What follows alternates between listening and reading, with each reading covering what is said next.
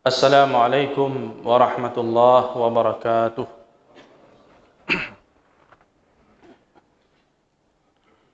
Alhamdulillahi rabbil alamin. Wassalatu wassalamu ala ashrafil anbiya'i wal mursalin wa ala alihi wa sahbihi wa man ihtada bihadihi wastanna bisunnatihi ila yaumiddin, amma ba'd. Hadirin kaum muslimin wal muslimat, jamaah maghrib yang dirahmati Allah subhanahu wa ta'ala.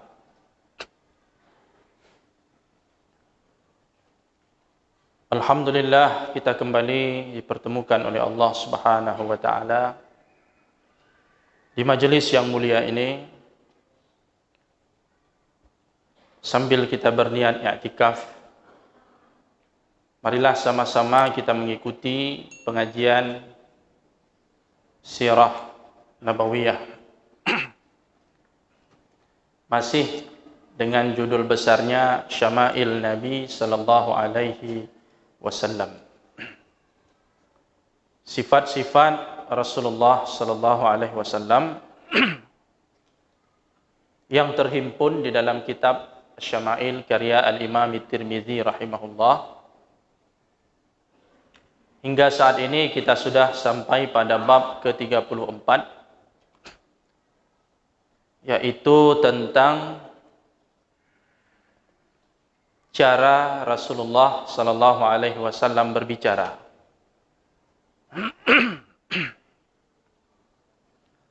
Bagaimana Rasulullah sallallahu alaihi wasallam ketika beliau berbicara, berkomunikasi. Pada bab ini akan dijelaskan tentang petunjuk Nabi sallallahu alaihi wasallam dalam berbicara. Tentu ini merupakan suatu hal yang paling sering kita lakukan. Karena kita adalah makhluk yang setiap saat berinteraksi dengan sesama. Sehingga akan muncul pembicaraan-pembicaraan, perbincangan-perbincangan. Dari interaksi itu terjadilah komunikasi antara dua pihak. Rasulullah sallallahu alaihi wasallam sebagai contoh dan tauladan kita memberikan keteladanan bagaimana seharusnya seseorang itu berbicara.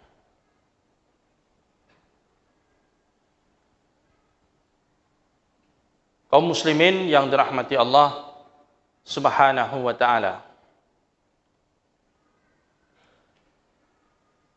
Al-Imam Ibnul Qayyim Al-Jauziyah di dalam kitabnya Zadul Ma'ad menjelaskan bahwasanya Nabi sallallahu alaihi wasallam itu adalah orang yang paling fasih ketika berbicara. Ucapan Nabi begitu enak didengar. Ucapannya menarik dan menyentuh hati.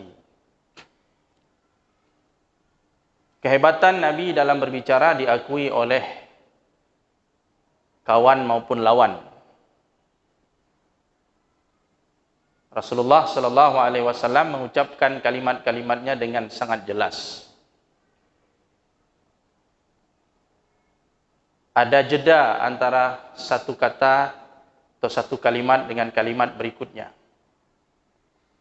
Tidak terburu-buru.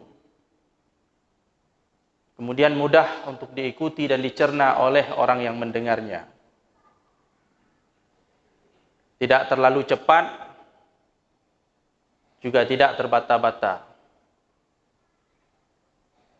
Sering Nabi mengulang ucapannya 3 kali, sehingga orang yang mendengarnya itu mudah untuk mengerti.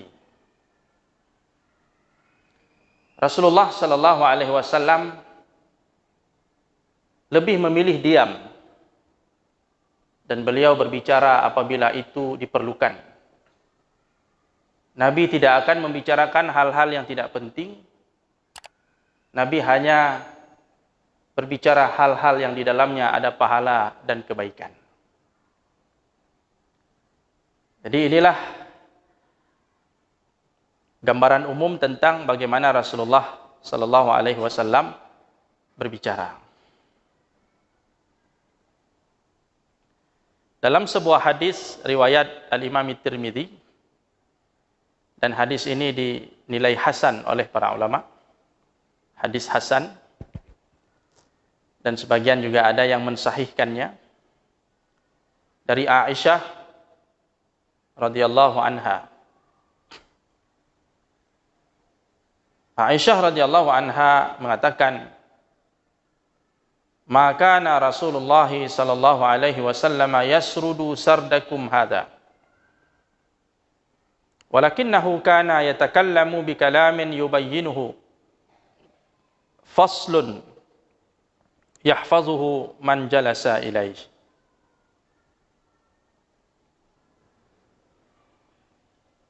Sayyidah Aisyah radhiyallahu anha berkata, Rasulullah sallallahu alaihi wasallam ketika berbicara tidak berbicara dengan cepat tanpa ada jeda.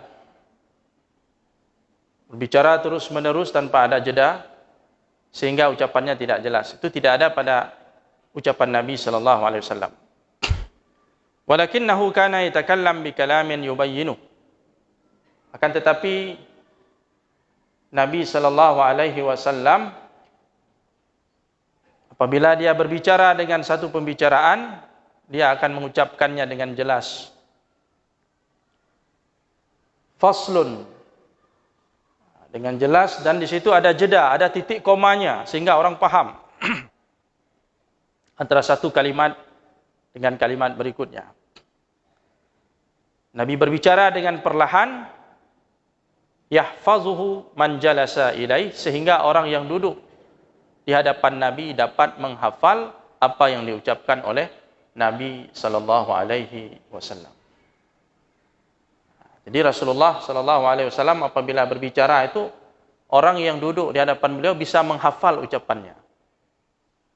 Begitu jelasnya, begitu terangnya, begitu nyaman sekali orang mendengar ucapan Nabi sallallahu alaihi wasallam, langsung masuk dalam hati, dalam pikiran, sehingga orang bisa meniru ucapan Nabi sallallahu alaihi wasallam.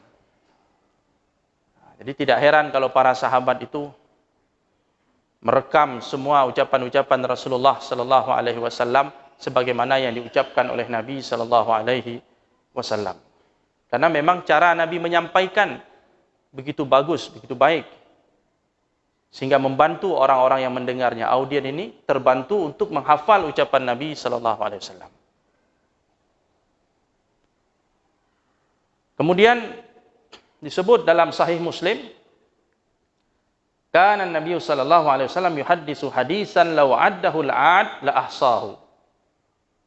Kemudian Nabi sallallahu alaihi wasallam apabila beliau berbicara, seandainya orang ingin menghitung ucapan Nabi itu, orang dapat menghitungnya. Jadi Rasulullah itu bicaranya tidak banyak-banyak. Tapi apa yang diucapkan oleh Nabi itu penuh dengan makna. Seandainya orang menghitung ucapan Rasulullah, dia bisa menghitungnya. Jadi semuanya berguna, semuanya bermanfaat. Tidak ada satu kata pun yang diucapkan Nabi sia-sia. Jadi ucapan Rasulullah itu tidak perlu diedit, tidak perlu dibuang. Semuanya berguna. Dan Nabi SAW mengucapkan kalimat-kalimat yang singkat, tapi penuh dengan makna. Dan ini merupakan salah satu kelebihan Nabi SAW.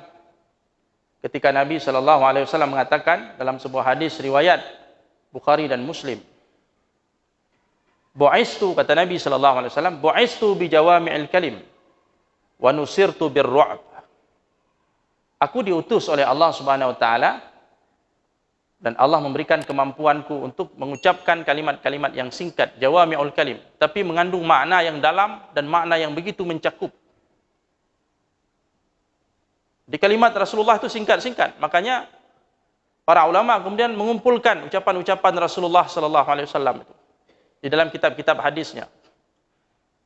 Terutama ucapan-ucapan singkat Nabi itu terkumpul dalam kitab-kitab Arba'in. Kitab Arba'in An-Nawawiyah itu salah satu tujuan penulisnya adalah mengumpulkan ucapan-ucapan Nabi yang begitu singkat tapi penuh dengan makna. Syarat dengan makna. Itu Allah berikan kemampuan kepada beliau sallallahu alaihi wasallam. Jawami'ul kalim. Bisa kita bayangkan 23 tahun Nabi sallallahu alaihi wasallam menjadi rasul. Mungkin kalau kita hidup 23 tahun, ucapan kita itu kalau ditulis sudah berjilid-jilid. Tapi setelah kita edit yang berguna, yang bermanfaat, mungkin hanya tinggal beberapa lembar saja. Itu yang mungkin yang bisa jadi petunjuk. Ucapan Rasulullah sallallahu alaihi wasallam, kalau menurut guru kami dulu, Profesor Abdul Muhdi Abdul Hadi, beliau mengatakan, ucapan Rasulullah sallallahu alaihi wasallam yang pernah beliau ucapkan selama hidupnya itu sekitar 11.000 atau 12.000 saja. Pernah diucapkan oleh Nabi. 11.000 kalimat yang semuanya berguna. Atau 12.000. Tidak sampai 20.000 ucapan yang pernah diucapkan Nabi selama hidupnya. Yang kemudian ucapan itu diriwayatkan kepada kita umatnya melalui para sahabat dan generasi-generasi setelahnya. Cuma persoalannya ada, kita temukan di dalam kitab-kitab mengatakan umpamanya Imam Bukhari menghafal 300.000 hadis. Kenapa bisa jumlahnya sebanyak itu 300.000 hadis? Imam Ahmad menghafal 1 juta hadis Nabi. Jadi kalau kita belajar ilmu hadis, kita akan dapati kenapa bisa jumlahnya sedemikian besar, padahal yang diucapkan oleh Rasulullah, ucapannya itu hanya belasan ribu saja. Itu disebabkan karena setiap ucapan Rasulullah itu diriwayatkan oleh banyak orang. Ketika Nabi ngomong, ketika Nabi berbicara, umpamanya ada 10 orang sahabat yang mendengar. Masing-masing sahabat tadi memiliki murid. Dia riwayatkan hadis itu kepada muridnya. Sehingga ucapan Rasulullah itu sampai kepada kita melalui berbagai jalur periwayatan tadi. Ada dari Anas, ada dari Abu Hurairah, ada dari Aisyah, ada dari Jabir dan seterusnya. Satu ucapan Nabi diriwayatkan oleh banyak sanad, oleh banyak jalur. Dan para ulama menghitung hadis itu dengan banyak jalur. Walaupun ucapannya sama, ucapannya satu atau semakna dengan redaksi yang sedikit berbeda, tapi jalurnya yang dilihat. Kalau sebuah ucapan Rasulullah itu diriwayatkan melalui 10 jalur, berarti itu dianggap 10 hadis. Karena masing-masing jalur itu akan dinilai, punya penilaian tersendiri, maka dianggap 10 hadis. Kalau ada satu hadis punya 20 jalur, maka 20 hadis itu dianggap. Sehingga jumlah hadis itu dalam perkataan para ulama itu ada sampai 100.000 hadis, 300.000 hadis, 400.000 hadis dan seterusnya. Kalau seandainya itu dipersingkat, dipadatkan, maka tinggal hanya 10.000, 11.000, 12.000 hadis yang pernah diucapkan oleh Nabi sallallahu alaihi wasallam selama hidupnya. Akan tetapi ribuan hadis yang disampaikan oleh Nabi sallallahu alaihi wasallam itu semuanya memiliki makna yang begitu mendalam dan itu menjadi pedoman kita di dalam beragama. Ucapan Rasulullah sallallahu alaihi wasallam itu menjadi sumber hukum, menjadi landasan bagi akidah kita, ibadah kita, muamalah kita, akhlak kita, menjadi landasan bagi itu semua. Oleh karenanya ucapan Rasulullah sallallahu alaihi wasallam itu dinilai sakral, suci. Maka termasuk dosa besar apabila ada orang yang membuat hadis palsu berdusta atas nama Nabi sallallahu alaihi wasallam, mengatakan ini qala Rasulullah, ini adalah ucapan Rasulullah sallallahu alaihi wasallam, padahal itu bukan ucapan Nabi. Membuat hadis palsu, meriwayatkan hadis palsu, ini termasuk dosa yang sangat besar dan pelakunya diancam dengan neraka oleh Allah dan Rasulnya. Karena kalau kita mengatakan ini ucapan Rasul, itu konsekuensinya apa? Ucapan itu akan dinilai suci, sakral, dan itu akan menjadi landasan hukum, landasan dalam kita beragama, menjadi pedoman sampai hari kiamat.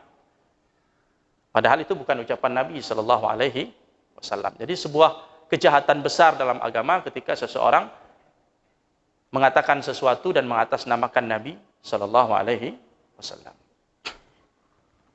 Hadirin kaum muslimin yang dirahmati Allah Subhanahu wa taala. Jadi yang pertama, Rasulullah itu diberi kelebihan jawami'ul kalim. Al-Imamul Harawi mengatakan jawami'ul kalim itu diantara maknanya adalah qalilul lafzi katsirul ma'ani. Ucapannya sedikit, tapi maknanya begitu dalam dan luas. Kadang-kadang sebuah hadis Nabi itu masuk ke dalam berbagai persoalan. Innamal a'malu binniyat, satu ucapan Nabi. Itu masuk ke dalam berbagai persoalan. Dalam masalah wudu, itu masuk hadis itu. Dalam masalah sholat, masalah puasa, masalah haji, zakat, dan sebagainya. Hadis itu dilibatkan, masuk dia dalam semua persoalan.